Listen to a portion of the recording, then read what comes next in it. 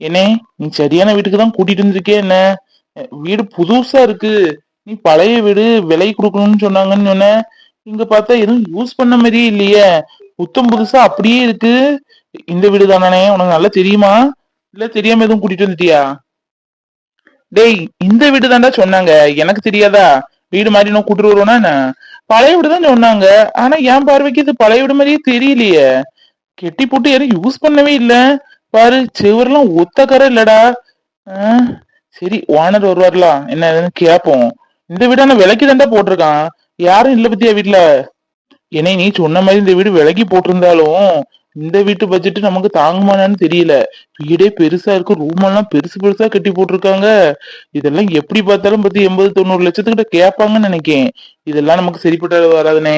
அப்பா 50 லட்சம் இருக்குன்னு சொன்னாரு. வேணா 10 லட்சம் செலவு, அது இது கூட ஒரு 5 லட்சம் 10 லட்சம் ஆனாலும் பரவாயில்ல. 50 55 60க்குள்ள பாருப்பான்னு அப்படிதான் சொன்னாங்க. இதெல்லாம் நம்ம நம்ம தொகைக்கு நிக்காது போல இருக்க. வேண்டானே, வா போயிரும். அட, பொறுடா. வரட்டு ஓனரு, என்ன ஏதுன்னு விவரம் கேப்போம். நீ கேக்குற பட்ஜெட் தந்தா வேண்டாம்னா இருக்கு. பொறு, இப்ப வருவாரு. ஏன்னா இந்த வீடு பார்த்தாலே தெரியுது நம்ம பட்ஜெட்ல நிக்காது. வேண்டானே. நம்ம எதுவும் கேட்க அவங்க எதுவும் சங்கடப்பட்டுற கூடாது. பாவம், பெரிய வீடா கட்டி போட்டிருக்காங்க. 50 லட்சம் 55 லட்சம்னு சொன்னா தப்பால நினைப்பாங்க. பேசாம போயிருவோம், வா. டேய் பொறுடா. வரட்டு, கேட்டுட்டு போலாமே. வீடு நல்லா இருக்கு. நம்ம ரேட்டு கிடைச்சா வேண்டானா இருக்கு. பொறு, இப்ப வந்துருவாரு. போங்க தம்பி, 10 நிமிஷத்துல வாரேன்னாரு. என்ன தம்பி, வீடெல்லாம் சுத்தி பாத்தீங்களா? வீடு பிடிச்சிருக்கா என்ன? வீடு புடிச்சிருக்குனே. ஆனா ரொம்ப பெரிய வீடா இருக்கு. நீங்க போன்ல என்கிட்ட கொஞ்சம் பழைய வீடு அப்படிலாம் சொன்னீங்க. இது எப்படி பார்த்தாலும் ஒரு தொகை வரும் போல இருக்க. ஆமா, இது மொத்தம் எத்தனை சென்டுனே? தம்பி, வீடு பழைய வீடு இல்ல, அது வேற வீடு கிடக்கு. அது 1.5 சென்ட் வீடு தான். இது 6 சென்ட் மொத்தம். வெளியே தோட்டம் துறவு எல்லாம் வச்சிருக்கு பாத்தீங்களா? மாடியில 4 ரூம் இருக்கு, கீழே 4 ரூம், ஹாலு, டைனிங் ஹாலு எல்லாமே இருக்கு. நல்ல விலாசமா இருக்கலாம் பெரிய குடும்பத்துக்கு. வேற ஒண்ணு இல்ல தம்பி, இந்த வீட கட்டினாங்கல்ல, கெட்டி நேரம் வரலான்னு இருக்க நேரம் அவங்களுக்கு வெளிநாட்டுல ஏதோ நல்ல வேலை கிடைச்சிட்டு புருஷனும் முன்னாடிக்கும். அதான் சரி நம்ம அங்க போய் செட்டில் ஆயிரோம்னு அங்க போயிட்டாங்க. இதை கொஞ்சம் நாள்ல வருவாங்க வருவாங்க, சொந்தக்காரங்க வருவாங்க வருவாங்கன்னு போட்டிருந்தாங்க போல. யாரும் வந்த மாதிரி இல்லையா? சரி, நம்ம வாழ்க்கை அங்க ஆகி போச்சு, நீங்க இருக்கா போறோம், வித்துருவோம் அப்படின்னு சொல்லி போன் போட்டு சொன்னாங்க. நமக்கு வேண்டப்பட்டவங்களா வெளிநாட்டுல இருக்காங்க. காசு எல்லாமே நம்ம அங்கதான் அனுப்பி விடணும், இங்க வர மாதிரி இல்ல. பத்திரம் இது பதிவு பண்ண மட்டும் என்னமோ சொன்னாங்க. அது மூலமா பதிவு பண்ணிட்டா போதும், பேர் மாறிடும் அப்படிலாம் சொன்னாங்க. உங்களுக்கு பிடிச்சிருக்கா என்னன்னு பாருங்க. பிடிச்சுன்னா சொல்லுங்க, மேல கொண்டு பேசுவோம். டேய் சரவணா, மார்ஜின்ல ஏமாந்த மாதிரி ஏமாந்துட கூடாது. நல்ல ஒருக்கைக்கு 2 மட்டமா யோசிச்சு தீர முடிவெடுத்துதான் பேசணும். அவர் எவ்வளவு துட்டு சொல்றாருன்னு பாப்போம். ஆனா வீடெல்லாம் புடிச்சிருக்கு. இந்த வீடு எவ்வளவுன்னு நீங்க தான் சொல்லணும். நாங்க ஒரு 50-52 லட்சத்துக்குள்ள நல்ல வீடா பாத்துட்டு இருக்கோம். எங்களால அவ்வளவுதான் முடியும். அதுக்கு தக்கன எங்க வீடு இருக்கோ அப்படி பார்த்தா போதும். இதெல்லாம் பெரிய வீடா இருக்கு. அது இல்லாம லைட்டு கீட்டு எல்லாம் மாட்டி இருக்கு. பாவம், ஆசைப்பட்டு வரலாம் நினைச்சு மாட்டியிருப்பாங்களோ என்னமோ. 52 லட்சத்துக்கு தக்கன ஏதாவது வீடு இருந்தா காமிங்கனே. 52 லட்சமா? தம்பி, நம்ம ஊர்ல ஒரு சென்ட் இடம் எவ்வளவுன்னு தெரியல. 16 லட்சம். அப்படி இருக்கும்போது 6 சென்ட் இடத்துக்கு விலை கூட வரலையப்பா. அப்படி இருக்கும்போது கெட்டுமானம், லைட்டு, டெக்கரேஷன் எவ்வளவு இது பண்ணிருக்கு. ஒரு 70-75 இருந்தா கூட கொடுத்துடலாம்னு பார்த்து நீங்க 52 கேக்கீங்க. நான் வேணா உனட்ட பேசிட்டு வேணா சொல்லுங்க. 52க்கு சம்மதிப்பாங்களா என்னன்னு தெரியலப்பா. நான் கேட்டுட்டு போன் போடுறேன், சரியா? அம்மா, நல்ல தரிசனமா இருந்து பாத்தீங்களாம்மா? கூட்டமே இல்ல, நல்ல சாமி கும்பிட்டுட்டு வந்தாச்சு, திருப்தியா இருந்தம்மா. ஏதோ உங்க புண்ணியத்துல காசி ராமேஸ்வரம் பார்த்துட்டு வந்துட்டேன். என் பிள்ளைங்க எல்லாம் நான் கூட்டிட்டா போகுது. ஆமா, இது நல்ல வாசம் வருதுல, சாம்பார் வச்ச மாதிரி. பரவாயில்லையே, மகா பாப்பாக்கு சாம்பார்லாம் வைக்க தெரியுமா? நல்ல மனமா இருக்குமா? அவதான் சாம்பார் வைக்கிறான்னு நினைக்கேன். கொஞ்சம் கொஞ்சம் சமையல் தெரியும்னு சொன்னா. பரவாயில்ல, நல்ல மனமா தான் இருக்கு. மகா, மகா, வாங்க வாங்க வாங்கக்கா. என்ன காசி ராமேஸ்வரம் நல்லா சுத்தி பத்தாச்சு போல இருக்கே. தரிசனம் எப்படி, கூட்டமா இருந்துச்சா? ஆமா பாப்பா, நல்ல சாமி கும்பிட்டோம். இல்ல, சாமி தரிசனமா இருந்துச்சு. ஸ்கூல் லீவ் நேரம் போனா இந்த அளவுக்கு கும்பிட முடியாதான். இப்ப ஸ்கூல் டைம்ல அதான் நல்ல ஃப்ரீயா இருந்து சாமி கும்பிட முடிஞ்சது. ரொம்ப பிடிச்சி உங்களே ஒரு தரம் கூட்டிட்டு போகணும்னு அம்மா சொல்லிட்டு இருந்தாங்க. உங்க மாமியார் நல்லபடியா உங்கள்ட்ட ஒப்படைச்சிட்டேன். நல்ல வாசமா இருக்கு. சமையல் சாம்பார் தானே? சாம்பார் தான், கரெக்டா கண்டுபிடிச்சிட்டீங்க. இங்க ஒரு மணி தானே. சாம்பாரும் வச்சு அட்டைக்கு பிடிச்சு கோஸ் பொரியலும் பண்ணலாம் தான் ப்ரிப்பேர் பண்ணிட்டு இருந்தோம். உட்காந்துக்கா, சாப்பிட்டுட்டு போலாம். என்னங்க, இங்க வாங்க, யார் வந்திருக்காங்கன்னு பாருங்க. தம்பி, நீங்க என்ன கரண்டிங் கேமா நிக்கீங்க? ஓ, மகா பாப்பாக்கு ஹெல்ப் பண்ணலாம் நிக்கீங்களோ? ஐயோ, அம்மாவா? அம்மா 11 மணிக்கெல்லாம் வருவாங்கன்னு சொன்னாங்க. அதுக்கடையில சமையல முடிச்சிடலான்னு பார்த்தேனே. ஷோ, ஆரோ கோளாறுல கரண்டி வேற கையில கொண்டு வந்துட்டேனே. கீழே போடவும் முடியாது. இன்னைக்கு அவ்வளவுதான். அம்மா நம்மள கிண்டல் அடிக்க போறாங்க. ஐயோ, நீங்க வேற போங்கக்கா. நான் தான் அவருக்கு ஹெல்ப் பண்ணிட்டு இருக்கேன், அவர் எனக்கு ஹெல்ப் பண்ணல. அது இல்லாம சாம்பார் அவரும் சூப்பரா வைப்பாரு. எனக்கு சாம்பார்லாம் அந்த அளவு வைக்க தெரியாது. அவர் சாம்பார் வச்சு வெண்டைக்காய் பொரியலும் பண்றேன்னாரு. நான் வேணா அத்தை கோஸ் பொரியல் தான் பிடிக்கும், கோஸ் கட் பண்ணுங்க, சாம்பார் வச்சாச்சுல அப்படின்னு சொல்லிட்டு இருந்தேன். அதுக்குள்ள நீங்களே வந்துட்டீங்க. அவரு கைப்பக்கம் சூப்பரா இருக்கும். நேற்று கூட எனக்கு சமையல் பண்ணி கொடுத்தாரு. ஷோ, இவ வேற இப்ப சமையல் பண்ணதுக்கே அம்மா கேட்க போறாங்க. இவ்வளவு நாள் ஆச்சு சமையல் பக்கம் வந்திருக்கியாடான்னு. இதுல நேத்து பண்ணவரு சொல்றாளே. ஐய் மகா, வாய் வச்சு சும்மா இரு.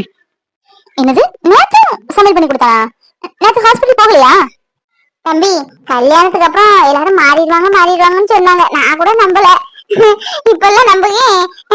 சமையலாம் சூப்பரா வைக்க படிச்சிட்டீங்க போல இருக்கே.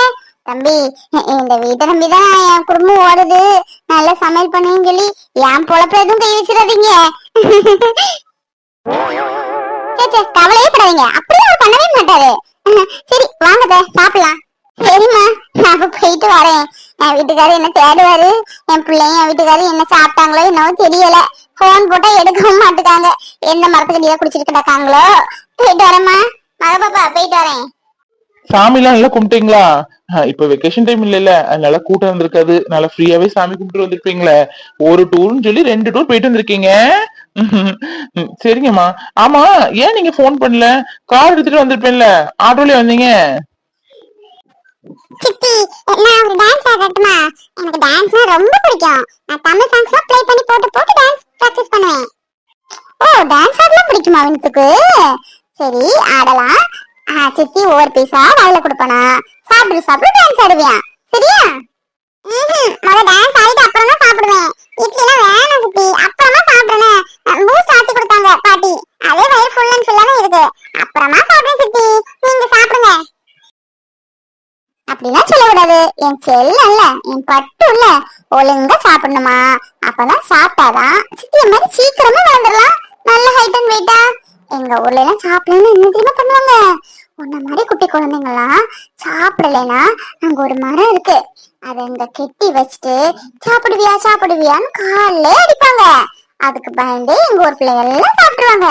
இப்படிதான் நான் ஒரு நாள் சாப்பிடாம இருந்தேனா, எங்க அப்பா எனக்கு என்னமா பண்ணாங்க, கடையில இருந்து இட்லி புரோட்டா எல்லாம் வாங்கிட்டு இருந்தாங்க. எதுவுமே சாப்பிட மாட்டேன்னு ரொம்ப அடம் பிடிச்சதா. அப்ப என் அம்மா பச்சை மிளகாய் எடுத்து என் வாயெல்லாம் தேய்ச்சி விட்டுட்டாங்க. அழுது அழுது அழுது அழுது அங்கேயே படுத்துட்டேன், மயங்கி விழுந்துட்டேன். அப்புறம் எங்க அப்பா திட்டி அந்த புரோட்டா சாப்பாடு எல்லாம் எனக்கு ஊட்டி விட்டாரு. தெரியுமா? அதுல இருந்து நான் சாப்பிடாம இருந்ததே இல்ல. சாப்பிடாம இருந்தாலே அம்மா நம்ம வாயில பச்சை மிளகாய் தேய்ச்சிருவாங்களோ அப்படின்னு பயந்து உடனே சாப்பிடுவேன். தெரியுமா? அப்புறம் சாப்பிடலன்னா பச்சை மிளகாய் வாயில தேய்ப்பாங்களா? ஐயோ, எனக்கு அப்புறம் பேச மாட்டீங்களே. நான் ஒழுங்கா சாப்பிடுறேன் சித்தி, டான்ஸ் ஆடிட்டு சாப்பிடுறேன். குட்டி, உங்க அம்மா ரொம்ப நல்லா இங்கிலீஷ் பேசுறாங்களே. எனக்கு ரொம்ப பிடிக்கும் இங்கிலீஷ் பேசுறதுன்னா. ஆனா என்ன செய்ய, என் வாயில தான் வரவே செய்யாது. நான் படிச்சது எடுத்தது எல்லாமே இங்கிலீஷ் மீடியம். இங்கிலீஷ் பேசுறது ஓரளவு புரியும், ஆனா ஃப்ளூவெல்லாம் வராது. உங்க அம்மா பேசுற மாதிரி ரொம்ப அழகா பேசுறாங்க இங்கிலீஷ். சித்தி, இங்கிலீஷ் பேச தெரியாதா? ரொம்ப ஈஸி. அது இல்லாம எங்க அம்மாக்கு ஆரம்பத்துல இங்கிலீஷே தெரியாதா? உங்களுக்கு அது புரியுது இல்ல? எங்க அம்மா 10ஆம் கிளாஸ் தான் படிச்சாங்களா, இங்கிலீஷே தெரியாது. சீக்கிரமாவே கல்யாணம் பண்ணி கொடுத்துட்டாங்க. அந்த ஊர்ல எல்லாமே இங்கிலீஷ்ல தான் பேசணுமா? எங்க அம்மா அதுக்காகவே பயந்து வீட்டுக்குள்ளே டோர் க்ளோஸ் பண்ணிட்டு உட்கார்ந்துருவாங்க. அப்பா கூட வெளியே எங்க போனாலும் பயமா இருக்குமா, யாராவது நம்ம இங்கிலீஷ்ல கேட்டுவாங்களோ, நம்ம ஏதாவது பதில் சொல்லணுமோ அப்படின்னு நினைச்சிட்டு அப்ப என்ன பண்ணாங்க, அப்பா ஏதோ ஸ்போக்கன் இங்கிலீஷ் கிளாஸ்ல கேட்டுட்டு இருக்காரு. அங்க போய் அம்மா 6 மாசம் போயிருக்காங்க. 3 மாசம் கோர்ஸ், 6 மாசம் படிச்சதுக்கு அப்புறம் தான் இங்கிலீஷ் பேசுறாங்க. இப்பவும் அம்மாக்கு பேரெல்லாம் தெரியாது, டசு புசுன்னு வைப்பாங்க. யாராவது பேசிக்கிற மாட்டாங்க. யாராவது வந்தாங்கன்னா அவங்கள்ட்ட சீன் போடுறதுக்காகவே ஏதாவது போன்ல பேச மாதிரி பேசுவாங்க. ஏய் மீட்டு, என்ன பண்ணிட்டு இருக்க? பிரேக்ஃபாஸ்ட் இன்னுமா சாப்பிடல நீ? டைம் என்னாச்சு? 9:30 ஆக போகுது. இந்த வீட்ல பிரேக்ஃபாஸ்ட் செஞ்சுட்டா கூப்பிடுறது கூட ஆள் இல்ல. சாப்பிட வாங்கன்னு கூப்பிடுறாங்களா, எல்லாம் நம்மளே வந்து கேட்க வேண்டியதா இருக்கு. நம்ம ஃபாரின்ல இருக்கும்போது உங்களை யாராவது கூப்பிட்டா நீங்க சாப்பிடுவீங்க, உங்களுக்கு பசிச்சுன்னா சாப்பிடுவீங்கல்ல. இங்கேயும் அது மாதிரி உங்களுக்கு பசிச்சுன்னா வந்து சாப்பிட வேண்டியதானே. இதுல கூப்பிடவே கோவப்படுறீங்க. ஏய், என்ன வாய் ரொம்ப பேசிட்டு இருக்க? அப்பா அம்மாவுக்கு வாய் ரொம்ப கூடி போச்சு. அங்க இருக்கும்போது வாயை மூட்டு பொட்டி பாம்பா இருப்பீங்க, இங்க வந்ததுக்கு அப்புறம் வாயை மூடதுக்கு நேரம் இல்ல, அப்படிதானே? என்ன ரொம்ப பேசிட்டு இருக்க? அங்க நம்ம வீடு, நேரத்துக்கு சாப்பிடலாம் வைக்கலாம், யாரும் எதுவும் சொல்ல மாட்டாங்க. இங்க அப்படி இல்ல. பிரேக்பாஸ்ட் முடிஞ்சுன்னா நம்ம கூப்பிட வேண்டியது தானே, அப்பதானே சாப்பிட முடியும். ஏய், ஒன்னதான் நீ தானே வீட்டுல சாப்பாடு எல்லாம் ப்ரிப்பேர் பண்ணுவ, என்ன கூப்பிடணும் உனக்கு தெரியாதா? டைம் 9:30 ஆகுது, எனக்கு பார்லர் வேற போகணும். 10 o'clock அப்பாயின்மெண்ட் வாங்கியிருக்கேன். ஒரு போன் பண்ணியோ இல்ல அக்கா சாப்பிட வாங்கணும் உனக்கு கூப்பிடுன்னு தோணல, நீ பாட்டு ஹாயா உட்காந்துருக்க. ஐயோ, நீங்க இன்னும் சாப்பிடலையாக்கா? நான் நீங்க சாப்பிட்டுப்பீங்கன்னு நினைச்சேன். ஐயோ, இட்லி காலியா போச்சே, மாவுதான் இருக்கு, தோசை வேணா ஊத்தி கொடுக்கட்டுமா? என்னது, அதுக்குள்ள காலியா போச்சா? ஏன் உங்களுக்கு மட்டும் தான் சமைச்சீங்களா? கூட ஆள் வந்திருக்கு, எக்ஸ்ட்ரா சமைக்கணும்னு தெரியாது? டைம் வேற ஆச்சு. எனக்கு அதெல்லாம் தெரியாது, எனக்கு இட்லி தான் வேணும். இப்பவுமே அவிச்சு எடுத்துட்டு வா சூடா. விக்ரம் சொன்னது சரியா இருக்கு. இட்லி வேணும்னு சொன்னா வேண்டாம்பாங்க, இட்லி தீந்துட்டுன்னு சொன்னா இட்லி தான் வேணும்னு சொல்றாங்களே. நல்ல வேலை நேற்று இந்த டிப்ஸ் கொடுத்தாரு.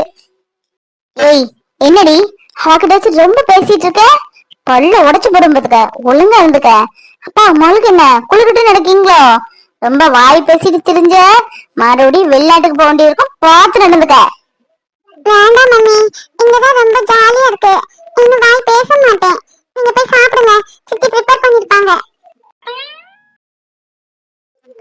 அத்தை, அவர் ஏதோ வீடு கிடக்குன்னு பார்க்க போயிருக்காரு, விலைக்கு வாங்குறதுக்கு. இன்னும் நம்ம இந்த வீட்டுல இருக்க வேண்டாம், கையில காசு இருந்தாலும் கரியா போகும், பெரிய வீடா வாங்கி எல்லாரும் அங்க போயிடலாம் அப்படின்னு சொன்னாருத்த. ரொம்ப சந்தோஷமா இருக்குத்த. நம்ம இந்த ஊர்ல எல்லாம் போச்சு, எவரும் நம்மளை விட்டுட்டு போயிட்டாருன்னு நினைச்சு நான் எவ்வளவு தூரம் வருத்தப்பட்டேன். ஆனா நீங்க எனக்கு பக்க பலகமா இருந்தீங்க. நீங்க மட்டும் இல்லைன்னா நான் என்னைக்கும் என் பிள்ளைல கூட்டிட்டு எப்படியோ போயிருப்பேன், ஏன் இந்த உலகத்துல இல்லாம போயிருப்பேன். எனக்கு நீங்க நல்ல ஒரு வழிகாட்டியா, ஒரு அம்மாக்கு அம்மாவா, அத்தைக்கு அத்தையா இருந்து எனக்கு வழிகாட்டினாலதான் நான் என் பிள்ளைல இவ்வளவு தூரம் தன்னம்பிக்கையும் தைரியமும் கொடுத்து வளர்க்க முடிஞ்சுட்ட. காமாட்சி, அழாதம்மா அழாத, நீ வாழ்க்கையில ஜெயிச்சிட்டமா. ஒரு பொண்ணு ஒரு ஆண் துணை இல்லாம வாழது இந்த காலத்துல பெரிய விஷயம். அப்படி இருக்கும்போது என் பையன் விட்டுட்டு போயும் இந்த பிள்ளைகளுக்கு தன்னம்பிக்கையும் தைரியத்தையும் கொடுத்து இந்த அளவு வளர்த்து விட்டுருக்க பத்தியா? அதுவும் ஆம்பளை துணை இல்லாம 2 பிள்ளைகளுக்கும் கல்யாணத்தை முடிச்சிருக்கியே, உன்ன மாதிரி யாரால முடியுமா சொல்லு? நான் கொடுத்தேன் தைரியம், இருந்தாலும் அந்த தைரியத்தோடு நீ போராடணும்ல இந்த வாழ்க்கைய. போராடி உன் பிள்ளைல நல்லபடியா கரை சேர்த்துட்டியே, எனக்கு ரொம்ப சந்தோஷமா.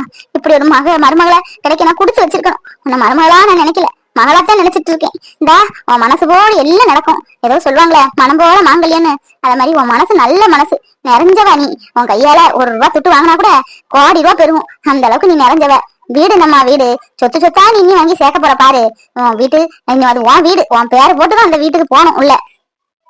அத்தை, நீங்கதான் இவ்வளவு தூரம் தைரியமா இருந்தது காரணம். எனக்கு அம்மாவுக்கு அம்மாவா, அத்தைக்கு அத்தையா துணையா இருந்து எனக்கு நல்லதெல்லாம் சொல்லி கொடுத்து, என் பிள்ளைகளுக்கும் நல்லதை சொல்லி கொடுத்து, இந்த கடைசி வரை என் கூட இருக்கீங்க பாத்தீங்களா? இப்படி ஒரு அத்தை கிடைக்கணும், கொடுத்து வச்சிருக்கணும், கொடுத்து வச்சிருக்கணும். அழகா காமாச்சி அழாத, நீ அழுந்த காலம் எல்லாம் முடிஞ்சு உன் பிள்ளைய உன்ன ராணி மாதிரி வச்சிருப்பாத. அழாத என்ன, தங்கமாட்டு 2 மருமக, தங்கமா ஒரு மருமவன், முத்தாட்டும் பேர குழந்தை, இதை விட என்ன வேணும் உனக்கு? என் பையன் இருக்கான் எல்லாத்துக்கும் மேல, உன்னை நல்லா பாத்துக்கிடுவான் தாயி. காமாச்சி, நீ பெண்களுக்கெல்லாம் ஒரு உதாரணமா வாழ்ந்திருக்க. ஒரு பொண்ணு தன்னம்பிக்கையும் தைரியமும் நேர்மையும் நடந்துக்கிட்டான்னு வையன், எவ்வளவு உச்சிக்கணும் போலாங்கிறதுக்கு நீ ஒரு எடுத்துக்காட்டு தாயி, எடுத்துக்காட்டு. எல்லாம் நீங்க என் கூட இருந்ததுனால எனக்கு முடிஞ்சு, எல்லாம் உங்க ஆசீர்வாதம் இருந்ததுனால மட்டும்தான்.